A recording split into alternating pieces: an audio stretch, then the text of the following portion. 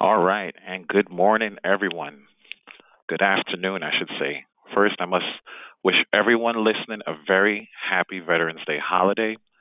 I believe yesterday was actually the official Veterans Day, but we just wanted to take this moment to voice our appreciation for all the men and women who have served in our armed forces and placed themselves in harm's way in service to this country. My name is Courtney Carroll. It is my absolute honor and pleasure to host this special program dedicated to all our veterans. We've assembled some great legal minds this afternoon to discuss how we as young lawyers can best serve those who've served us. And we wanted to focus this particular discussion on one of the biggest issues that veterans face every day, and that is healthcare. So, this is a very highly interactive discussion. I welcome everyone to chime in with their thoughts or questions. So, let's go to our esteemed panelists. Thank you, everyone, for being here. We really appreciate you taking the time out of your busy schedules to speak with all of our listeners. Why don't we start by asking each of you to just introduce yourself, tell me what organization, your name, your organization, what capacity you currently or have previously served veterans. And since I'm very fond of the name Courtney, why don't we start with Courtney? Well, good afternoon, everyone, and thank you, Courtney, for having me as part of the Veterans Consortium Pro Bono Program. Join today's panel.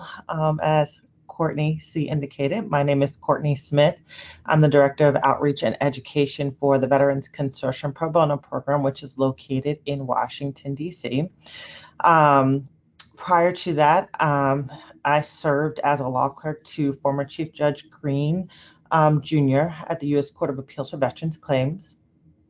But in my capacity as the Director of Outreach and Education at the Veterans Consortium, I conduct outreach and education to attorneys who are interested in providing pro bono assistance to veterans who have been denied disability compensation before the Department of Veterans Affairs. And they've appealed their cases to the U.S. Court of Appeals for Veterans Claims, which then can, depending on the outcome, go before the Federal Circuit and then the Supreme Court. We also handle discharge upgrades as they relate to post-traumatic stress disorder and traumatic brain injury, and conduct a Friday clinic at the DCVA Medical Center. So happy to be here. Awesome. Thanks, Courtney. Keith, could I jump to you? Sure, thank you. And again, happy Veterans Day to everybody. Courtney, thank you for having me on the panel as well. Again, my name's Keith Meir. I'm a partner at Sutton Thayer and Brown, a private firm out of Albuquerque, New Mexico. My capacity in terms of what I do with veterans here in the state of New Mexico, I'm a veteran myself. I was retired early from some combat wounds I suffered, so some of the work that all of the panelists do near and dear to my heart. Here in New Mexico, we hold quarterly clinics in conjunction actually with the Veterans Healthcare Administration, either here in Albuquerque or in other areas throughout the state. This panel in particular and the topic is very time appropriate for us. We're facing a lot of issues dealing with healthcare, in particular veterans facing certain types of pain and pain management and trouble with that. So we've recently brought in pain management doctors into the fold, into our clinics to help us with that. And so I'm interested to put that information out and seek some information for our clinics to see how we can further serve veterans. So thank you all, and I appreciate being here. Awesome. Thanks, Keith.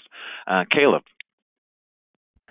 Well, thank you all very much for having me, and thank you to all of you in the audience for listening. Keith, that sounds great as far as the pain management doctor. Really looking forward to hearing some of that later. I'm here to learn too, right? That's part of the reason that we're all on this call.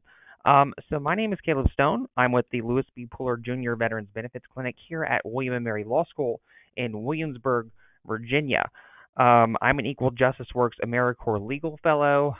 I was actually a student in this clinic when I was a second-year law student, and I've been here for 3 years in sort of a half professor, half lawyer capacity. I teach law students how to prosecute these claims as I work on my own cases. I supervise them, and they do a lot of the actual writing and advocacy before the Department of Veterans Affairs.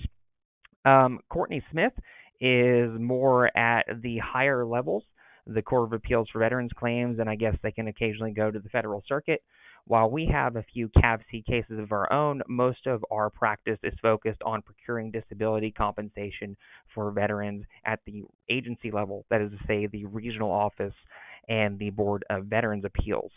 So a lot of my talk's probably going to be tinted with the disability compensation focus, but obviously that has quite a few implications on healthcare as well. So looking forward to hopefully contributing something useful to this conversation. Fantastic. Thank you. Awesome. Awesome. And again, thank you all for being here. One of the reasons why we asked you three in particular to be here is because you represent just different avenues of how attorneys can help provide assistance to veterans, from a large conglomerate of attorneys to local networks, to just people reaching out to help. So we want to thank you all for being here. Really appreciate it. Like you, Keith, I, of course, I'm also a veteran. I served 12 years in the U.S. Air Force, so this program means a lot to me as well. So the first thing I wanted to do was to just get into some statistics, just so we can get an overview of the population that we're trying to serve here. So we have some data here, courtesy of the U.S. Department of Veterans Affairs, and it shows the total veteran population right now. We're at about 20 million, and it's actually in decline. And of course, there's a number of reasons for that, but we won't get into that here. Just for perspective, 20 million veterans, that is about the population of the state of New York. And then if you contrast that to the amount of attorneys currently in practice, according to the ABA population study that ABA did for 2018, what we're looking at here, 1.3 million attorneys practicing in the U.S., that is about 15 to 1. So we're looking at about 15 veterans for every one practicing attorney.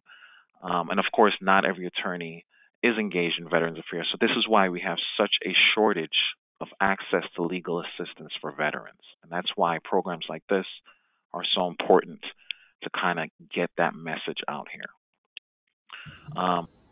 So why are we discussing healthcare? It's because it is the biggest issue that veterans face. Of the 20 million veterans that we have in this country, according to the VA, 9 million are enrolled in some VA healthcare program. So that is approximately half of all veterans. As this chart shows, this is a 2016 chart, but it surpasses all of the other benefits that are afforded to veterans. And education is a big one. As a veteran myself, education is a big benefit, but yet healthcare clearly exceeds that. So to the panelists, according to this chart, what this chart looks like is if a veteran is going to have any issue that needs legal intervention, it looks like it's going to be in the healthcare. Is that the case, what you're seeing? Is that true?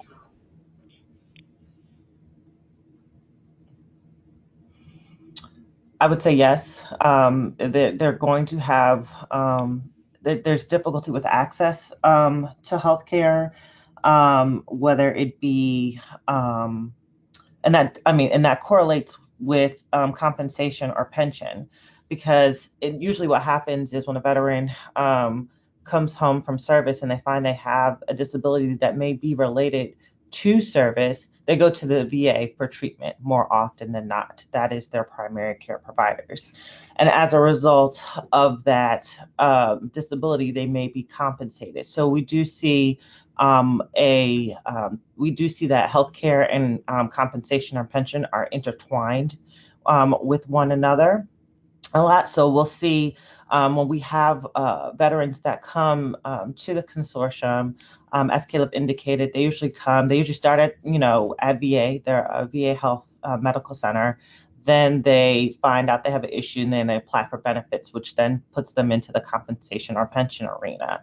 And so what usually happens within the healthcare system will find its way to the legal system. So some of the issues that you may see when you're practicing either at the agency or when you get to the court are veteran is having issues with, they may have a knee disability, they may have a back disability, hearing loss, tinnitus, any sort of thing that happened during service that they're receiving treatment for at their VA medical center, that has the potential for service connection, disability compensation. Well, walk us through what that's like. For those of you who've had experience working in a legal clinic, when a veteran walks in, what kind of issues are they facing? What are they asking you to do? Can someone walk us through the process of, let's say, on the legal clinic level? What kind of documents do they come in with? What are they asking you to do? What is the first action that you take? Yeah, sure. So I guess I'll answer that question since you specifically said legal clinic, right, Courtney? Not all the veterans clinics do the same things. There are clinics like ours that are really highly focused on disability compensation. Quite a few veterans law clinics across the country who are focused on that. And then there are more general, some sort of civil legal aid clinics who focus on a veteran population, but might do a whole variety of things for veterans, whether that be estate planning or landlord tenant issues or what have you. At least in my practice, I think that as it relates to healthcare, some of the issues that these veterans are seeing, and I'll get a little more broad with this in a minute, but I think that a lot of the issues that we see as it relates to healthcare is veterans who have received an other than honorable or bad conduct discharge, their care in the VA medical system, specifically as it relates to, say, issues of military sexual trauma. Um, it can be really tricky to get service connection for the express purposes of getting a disability treated if a veteran has been found to be ineligible for VA benefits based on the discharge that they were given. There's a lot of need for advocacy in that area. Healthcare, other issues I think that we see just generally these people see is length of time to get in for any sort of appointment. Certainly on the mental health side, we have found that a lot of veterans are better served to just walk in, at least from what we've seen, because the VA might actually be able to see them on that day instead of them waiting for some pretty severe crises to happen, and try to take care of it on their own while they're waiting for an appointment that might be 70, 80 days out. And then there's just differences between VA hospitals. I think that's something that we definitely see. But regardless of, and I think we can certainly talk about what sort of documents you're looking at. It really depends on the practice. I have my own answers for disability compensation. I imagine they'd be similar to Courtney or Keith's answers on that front. But certainly being familiar with the DD-214, knowing what that's saying about a veteran service is certainly, I think, going to be highly beneficial no matter what you decide to actually do for a veteran. A DD-214 is sort of the summary given by the Department of Defense to an exiting service member when they get discharged, and it kind of gives a summary of everything that has happened. So I definitely don't want to monopolize that conversation. But since you said legal clinics, I was going to jump in and just say that. Gotcha. So Courtney, did you have this is Keith? Sure, and I think this is Keith Meir. Sorry, I think this gets to a little bit what Caleb was pointing out. In the legal clinics that we put on, they are not the same level of service. They're more community-centered clinics that have that we expect veterans to come in with legal problems that Caleb described. Landlord-tenant issues, things like that. But what we have noticed, and I mentioned at the beginning, is we have veterans that come in. Obviously, we look at the DD-214. We look at records to see whether they have service connection. And what we've tried to do within the community is partner with the VA healthcare system for those that have service connection to try to get them into those appointments. Like Caleb said, if they have a medical need, we try to do that. We have somebody from the VA there to help those folks. For those that are outside of or do not have service connected care at the VA health clinics or healthcare centers, That's where we brought in some doctors from the community. We realized that really is a need. A veteran may come in with a estate planning question, but ultimately there's other issues, and a lot of those are healthcare related. So we've brought in some doctors with some experience in the VA system, helping those folks identify potential medical issues that could be service connected. So we've expanded that kind of civil legal clinic to allow for folks in those categories to get some medical health or treatment, or to get some help getting service connection. So we see those coming up more and more, and we've gotten to the point where we've really had to partner with folks in the community, in particular doctors that have experience in helping these folks get the service connection. That's one of the focuses that we've done with our clinics across the state. Mm-hmm. I think one thing that's interesting in listening to both Caleb and both Keith, that I also find is that when you have a veteran come in seeking any type of healthcare, whether it's through the legal clinic that Keith and Caleb put on, or even when they have an appeal that makes it all the way up to the U.S. Court of Appeals for Veterans Claims, they have other legal issues that need attending to. And so when we see or we talk to veterans and we identify other areas that they need legal assistance in, we try to make sure that they're connected to either another legal services program or to even volunteers such as our listeners who may be interested. So there's ways to provide services to veterans outside of disability compensation, because usually if a veteran comes in with a healthcare need, disability compensation need, they have other civil legal needs that need tending to as well. And so that's where really volunteering, just your time and your services will be such a huge benefit to that veteran, because that speaks to giving them wraparound care beyond just what they came in to seek services for. Absolutely. Absolutely. And like you said, there are a myriad of issues that veterans are faced with. One of the things that I heard you guys touch on was maybe their VA disability. I know, Caleb, you mentioned their service discharge, what their discharge categorization was. I just wanted to mention that there are 4 types of discharges. There's the honorable, of course, that everyone wants. That's you do your job correctly, you served honorably, you separate with an honorable, you have access to all your benefits. Then the next lower category is called general, or under other than honorable conditions. You retain some benefits. Then you have your bad conduct discharge. And then you have the lowest categorization, which is a dishonorable discharge. So the other thing that you guys mentioned was a VA disability rating. And I just wanted to take a look at that and highlight that for a minute. The disability rating, that I know affects, that is money that is paid to the veteran. Is that correct? Based on their level of disability. Is that right? Disability compensation. Yep. Mm-hmm. Right.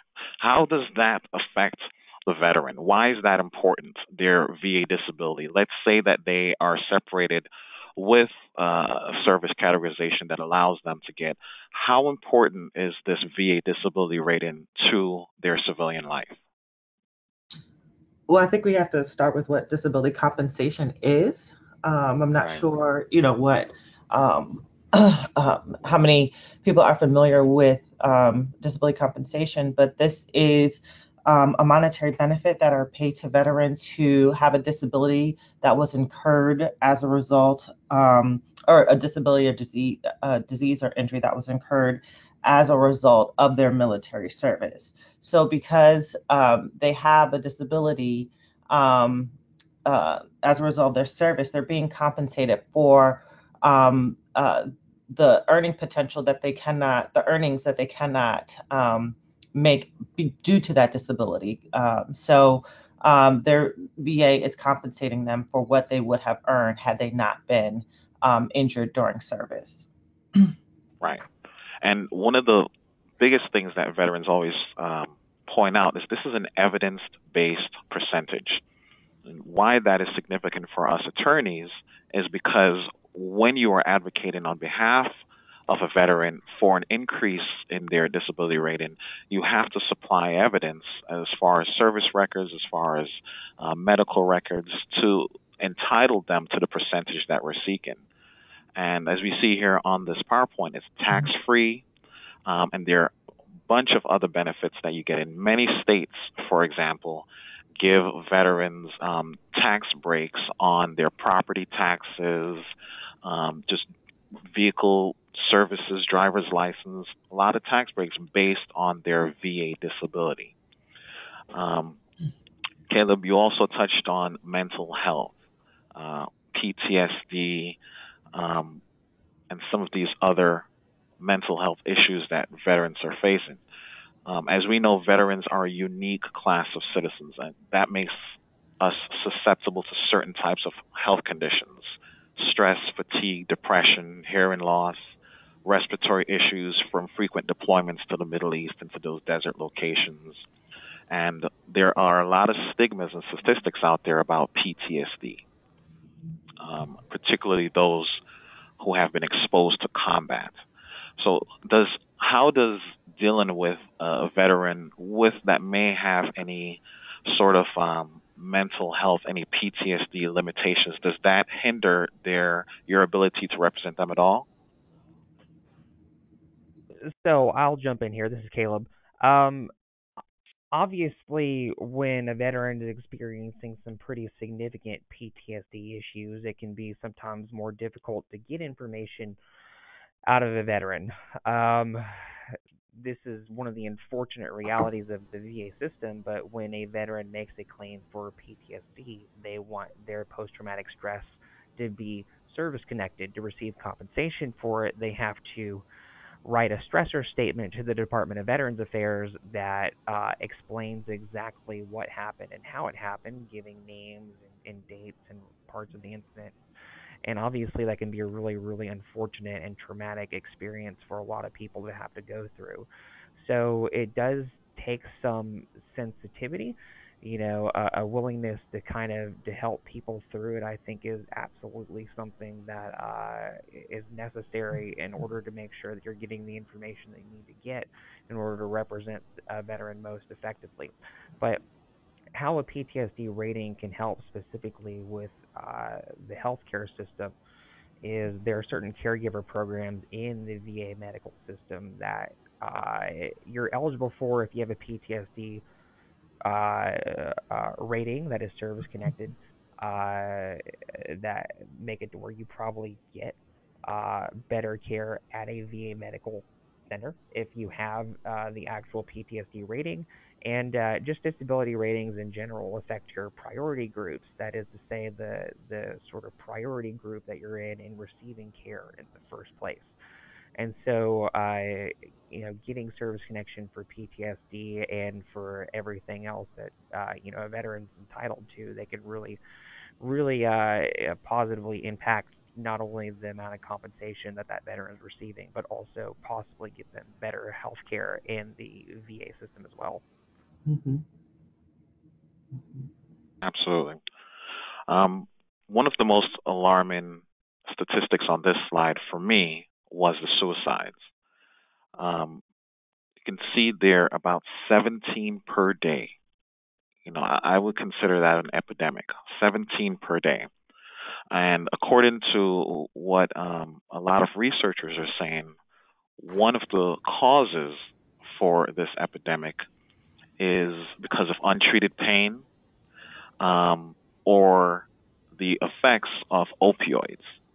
And as everyone knows, the U.S. is facing an opioid epidemic at this point. And you see that statistics there: 60% of veterans are suffering from chronic pain.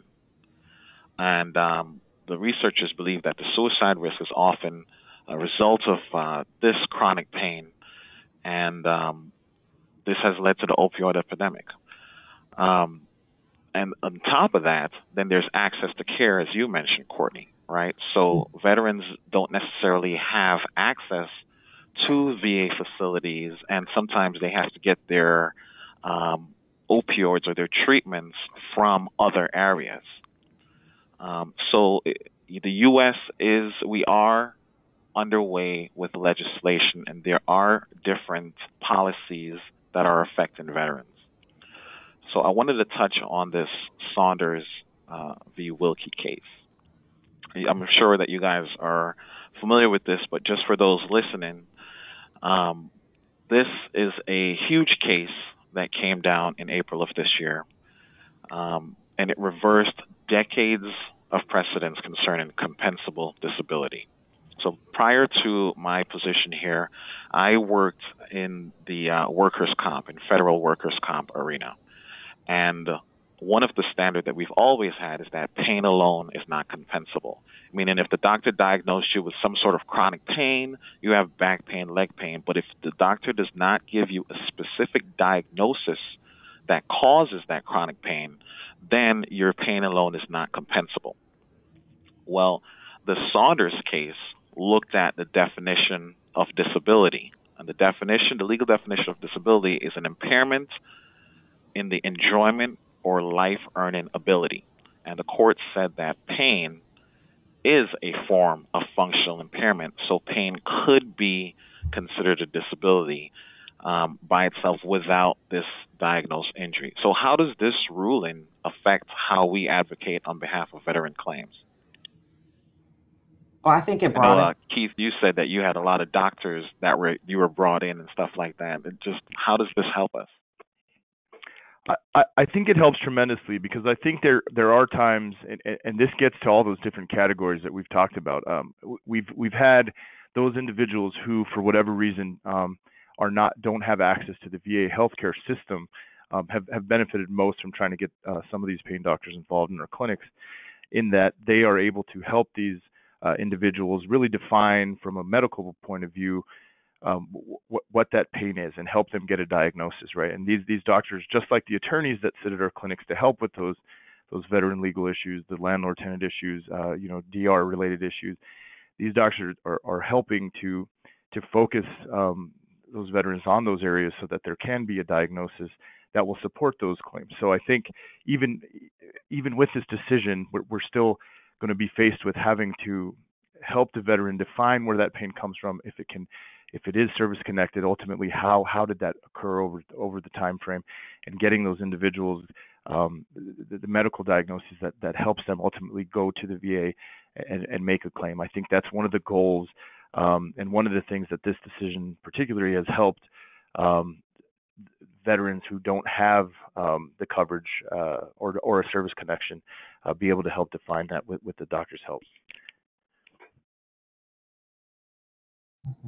Awesome. Were you going to jump in there, Caleb? I was. I agree with Keith. I think it helps the practice out tremendously because now you're looking at pain as both a symptom and a disability. So as practitioners, when you're working in the clinics, if you're working one-on-one with a veteran, it's really going to be important to develop lay evidence because we still have to give evidence that pain should be service connected. And in looking at Saunders, the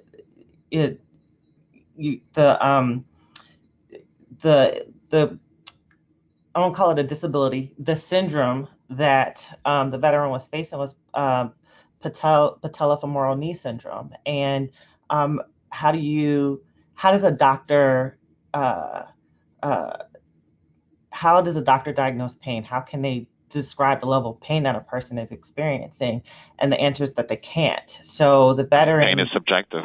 Right, exactly. The veteran themselves are going to have to develop that evidence through lay evidence. So you're really going to have to work with the veteran to and buddy people who they've known that can attest to their condition before service, during service, and after service, to really develop that evidence so they can be service connected for pain. So as practitioners, you're not only going to be an attorney, you're going to find yourself in being a doctor, a social worker, a counselor, really trying to develop the record as much and as extensively as you can through statements. So I think it's a great win for our practice, but I do think that it because um, it's a new development. It's and it has kind of changed the way that practitioners view service connection. We're going to see a lot more development in terms of, okay, how does VA uh, assign a disability rating to pain? What is it 0, 10, 20, 50%? How do they adjudicate that? And I think practitioners are going to be very instrumental in developing what that looks like. Right. Yeah, and I mean, I think I agree with both Keith and Courtney on the point that this really isn't going to have to. I mean, you're still going to have to prove that something is service connected, right? I mean, not to make this all about disability compensation, but you've got to prove three things in order to get someone service connection for a disability.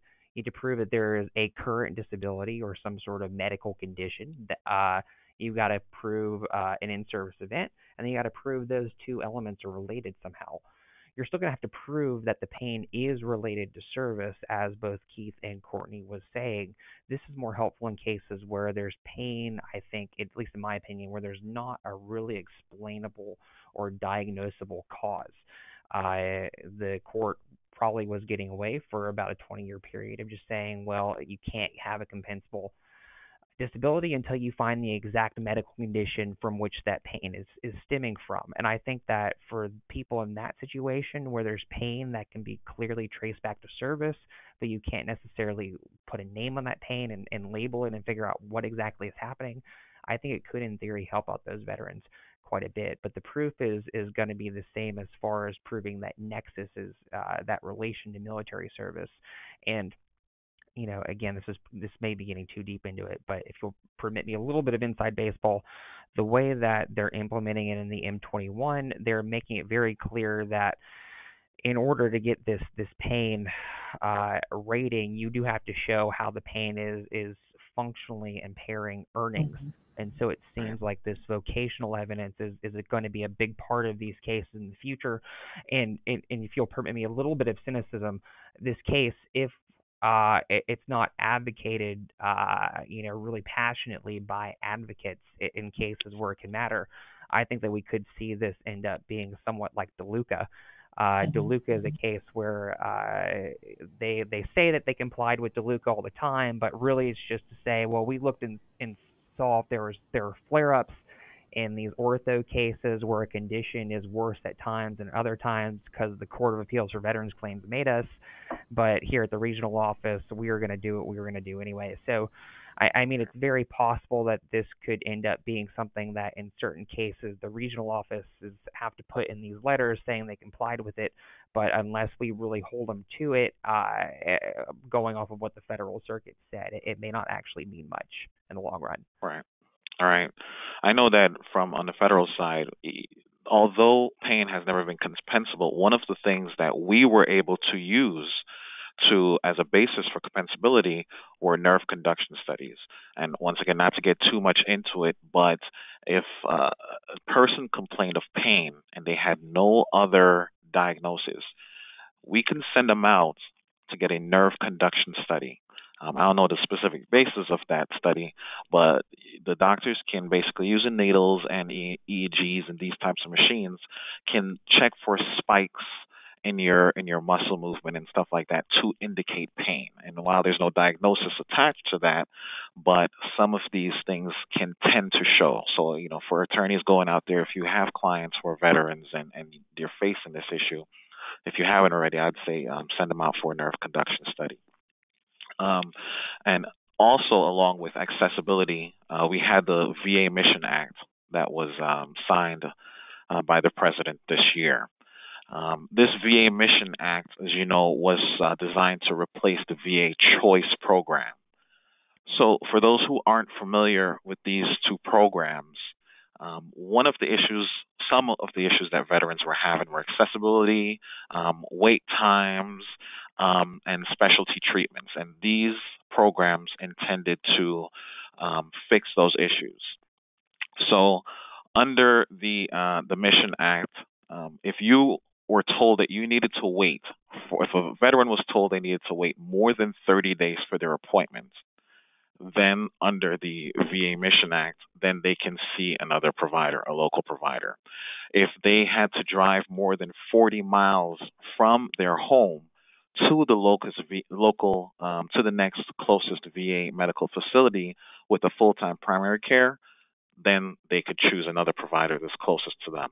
If they have to travel by air, boat, or ferry, and that's the only way for them to get to the facility, then they can see a local provider. And also, if they needed specific care, specialized care that the VA did not provide, at least their closest VA did not provide, then they were also able to see a provider that was closest to them.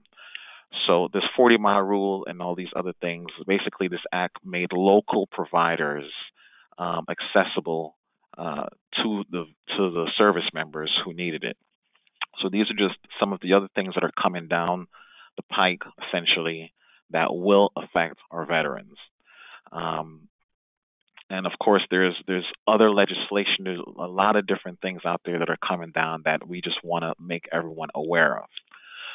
So, with all of that backstory, with all of those issues that we highlighted, that we pointed out, here we get to the basic overarching question of this entire discussion. With all those issues on the table, what can we do? How can young lawyers, people who are just passionate or just want to help, what can attorneys, specifically young lawyers, do to help veterans? And I'll throw that out there to you, panelists.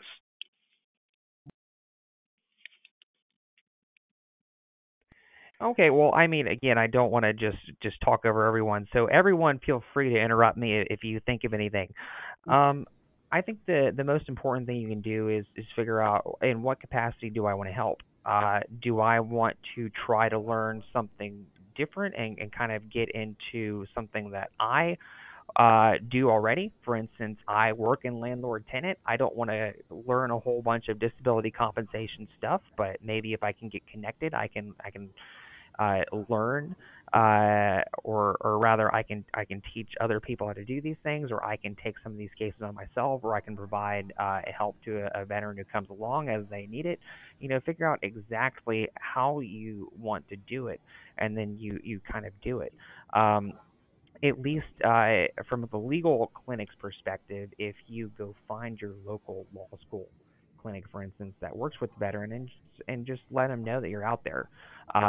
We have a wide variety in the law school communities on how we handle volunteer attorneys. Some of us use volunteer attorneys almost exclusively. Some of us just use it more as a referral network when there was a source of referrals. But you can certainly, if you do a particular type of work that veterans need and you'd like to keep doing that work to help out veterans, getting with your local law school community might be a good way to start that process. If Mm-hmm. you want to do VA disability compensation, I'd highly recommend that you at least look into that too, because veterans can certainly use lawyers who have the ability to interpret some of these bureaucracy scribblings that they get, and it's not really clear exactly what's happening. If you want to go that route, get accredited by the VA, fill out Form 21A, and there's lots of training out there. I think Courtney could probably tell you a little bit more about the sort of training that's out there because her organization does some of it. But I would highly recommend. I was going to plug this, have nothing to do with it, so I feel like it's a good plug. The Swords to Plowshares CLE that's done in conjunction with the Practicing Law Institute, PLI.edu. Um, I wouldn't say anything about PLI's other offerings one way or another, but Swords to Plowshares is an organization that's been doing this for a while. They put on a yearly CLE that's free, kind of talking about how you can get involved with the disability compensation system if that's what you're interested in. Right. I like to second Caleb. Figure out what capacity that you want to serve veterans in, but also look at the time that you do have, because sometimes clinics may be the best thing because they require a shorter time commitment. But if you have additional time on your hands and you can give that, I would implore you to consider volunteering on a larger basis. So as Caleb indicated, there's Swords to Plowshare, but then there's also our organization, the Veterans Consortium Pro Bono Program, where we do as well train you in veterans law from A to B, from how a case is, a claim is filed at the agency level, all the way up to arguing that case before the U.S. Court of Appeals for Veterans Claims. So if you want to get some appellate litigation experience underneath your belt, I would certainly encourage you to reach out. We put on about 3 to 4 trainings a year all across the country. So one will be in Washington, D.C. on December 7th, but we have some other locations coming up in the next year.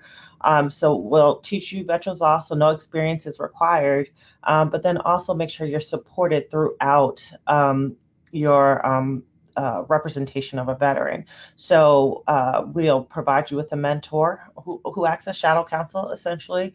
They will talk to you about litigation strategy. They will review any pleadings that you have coming before the court to help you understand what the board said and why they denied the veteran's case in the first instance. We also like to make sure that you have uh, uh, uh, samples document. So we have a sample document database. So we like to make sure you're supported all the way around. So you're not going to be doing this alone. Understanding that just stepping into a new field can be a little bit intimidating, especially if it's not your everyday practice. But we're here, as well as other organizations, to make sure that you're supported all the way throughout. I think that's one thing about the veterans law community, is that it is very supportive of attorneys in this area. We understand that we're here for veterans, and we want to provide the best legal services to veterans. So we make sure that you're supported all the way throughout. Awesome. Hey, and Courtney, this is Keith. I'd just like to add a couple of other things and recommendations, I think, for getting involved. Obviously, I agree with those, and they're a great. All of those things are great ways for young lawyers to get involved. I think one of the things that tends to be overlooked is just contacting your local bar organizations or your state bar, getting involved in some of the pro bono activities. Many of the state bars have pro bono civil clinics that happen monthly, quarterly, however those are set up in your local areas. But those contacts at the state bar that do those pro bono legal services generally have some contacts that deal with veterans issues, and that's one of the organizations that our legal clinic partner with, or those local bar organizations. The other thing, and I know we're talking more specifically about healthcare, there are a lot of jurisdictions that have veterans courts for veterans who've had some minor criminal trouble in the courts, and those organizations are also looking for attorneys to be mentors, to talk through read through pleadings, et cetera, with veterans, so they understand what's happening there. And a lot of folks get involved in this side of it, by starting there, by being a mentor for a veteran that's going through those processes. So I just wanted to add those 2 or 3 other avenues. Thanks. Fantastic. Thank you. Yes, absolutely. And I agree with, and I echo all those things. If you see on the first bullet on the slide here, one of the things that stood out to me was just education. So many veterans just don't know what's out there. 65% of veterans, even if they have a benefit available to them, even if they have recourse, they don't know what it is. So even if we as attorneys can just simply be able to point a veteran in the right direction, and what that takes for us to do is to go on websites and to attend these types of webinars, seminars that just discuss these veterans' issues, so that if a veteran approaches you, or if you just encounter a veteran that needs some assistance, if you can't do it, if you don't have the resources to do it, you can actually point them in the right direction. There's so many legislation right now that is impacting veterans. One that's not commonly being discussed is the House Committee on Veterans Affairs recently passed the VA Electronic Health Record Modernization Program. And it's a huge deal for any of us who've ever had to obtain copies of our military or government records. We know that is a nightmare sometimes to get copies of military records that covers service members who've been enlisted or for decades or years. A lot of the time, the records are incomplete, inaccurate, or just ineligible. And in most instances, we need these records in order to file a proper claim for veterans benefits. So this record monetization program is an attempt to get the VA hospitals around the world to sync up their electronic medical records so it's easily accessible and it's preserved. And in Arizona, there's some legislature going on right now where it's Bill SB 1088, where there is a legislature on deck to grant tuition waivers for dependents of veterans who have 30% or more disability. And as you mentioned, Keith, here in Illinois, in my state, there is a recent law passed to require every judicial circuit in Illinois to have a veterans treatment court. And that would allow honorably discharged veterans to basically plead guilty to a low level crime in exchange for maybe probation. And this court can also order mental health or substance abuse treatment. So there are just so many different avenues out there for young attorneys to contribute. And like we said before, if you don't have the time, just be a part of an organization.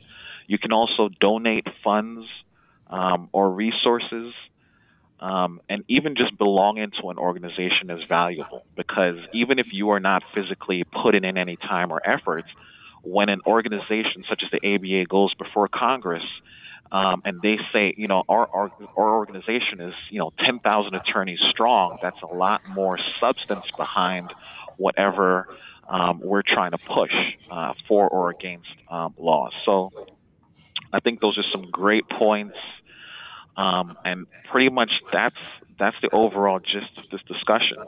We just wanted to highlight that veterans are a large part of our population, and veterans need and deserve our legal expertise and our attention.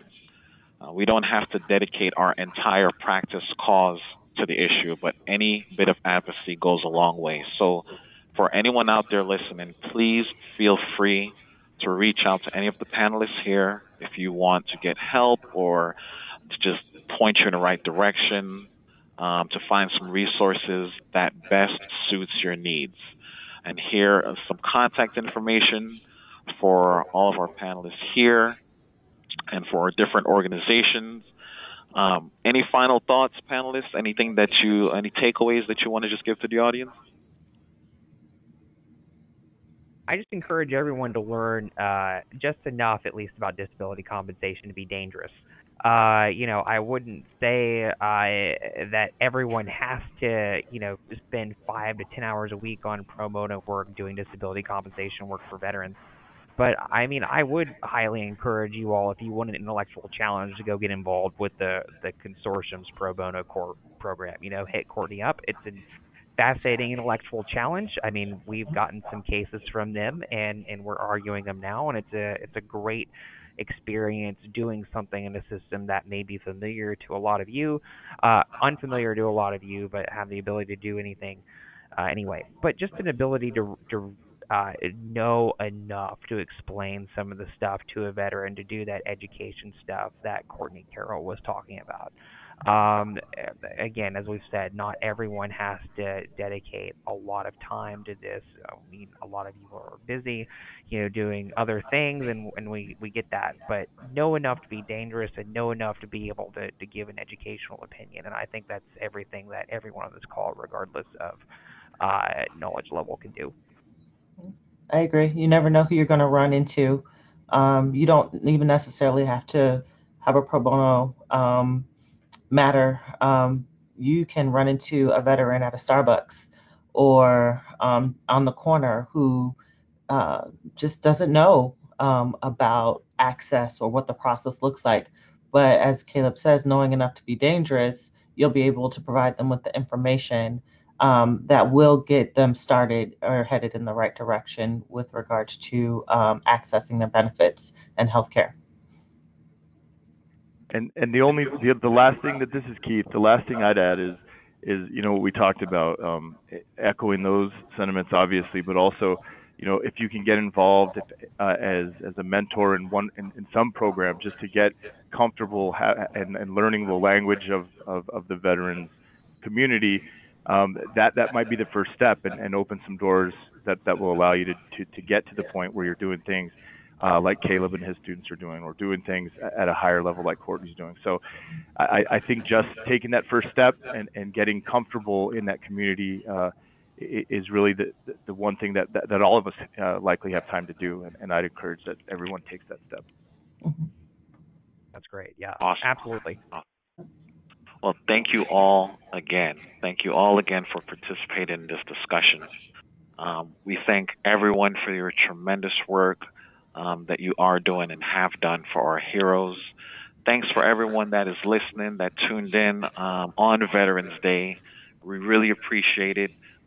My email address is Courtney, COURTNEY.O.Carroll, CARROLL, @gmail.com. Feel free to email me if anyone has any questions or concerns, and can also send out this slideshow. I saw some questions about access to the handouts, but please give me an email, shoot me an email, and I'll be happy to send out this information and other contact information.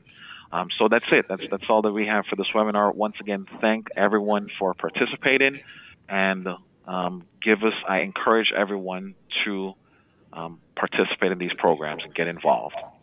All right. All right. Thanks, everyone. Thank you.